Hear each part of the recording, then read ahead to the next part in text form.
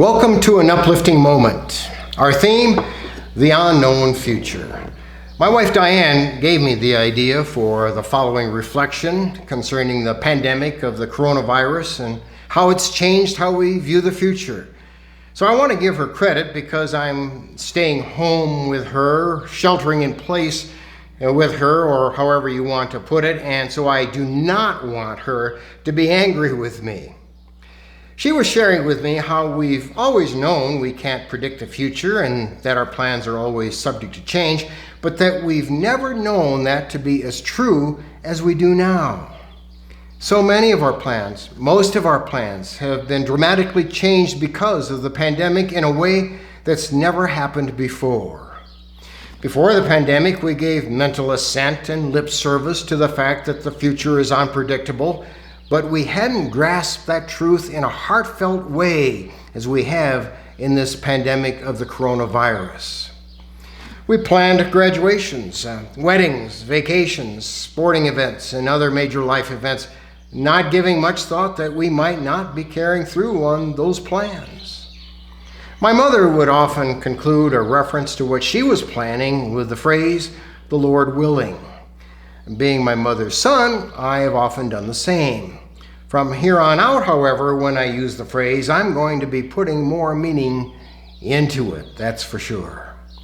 This new respect for the future's unpredictable nature does put us in a better position to relate to God in a more appropriate way. God is the one who is ultimately in charge of the future, not us. God is the one who knows the future before it happens, not us. Proverbs 16:9 says, "The heart of man plans his way, but the Lord establishes his steps." When we insist that we can manage our future from the present, that we're in control, we deny God's sovereign rule. And one of the keys to having a healthy, maturing, and deepening relationship with God is to recognize his right to have ultimate control over our life.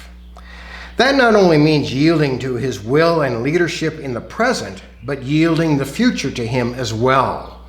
We shouldn't look for God to bless our plans for the future, but look to being blessed by God's plans for us in the future. Now, does this mean we give up making plans? Well, of course not. God's designed us to be able to think ahead, to plan. It's just that it's all subject to his approval. As we reflect on all the plans that have not turned out the way we planned, we can turn it into a positive. It can deepen our resolve to be ever ready to yield to God's ways when they are not the same as our ways, to be open to his will always. I don't know about you, but that wasn't something I planned on learning at this particular time. In the Bible, the book of James says in chapter 4, verses 13 and 15, "Now listen, you who say today or tomorrow we will go to this or that city, spend a year there, carry on business, and make money. Why, you do not even know what will happen tomorrow. What is your life? You are a mist that appears for a little while and then vanishes. Instead, you ought to say, if it is the Lord's will, we will live and do this or that." Thank you for joining me for this, an uplifting moment.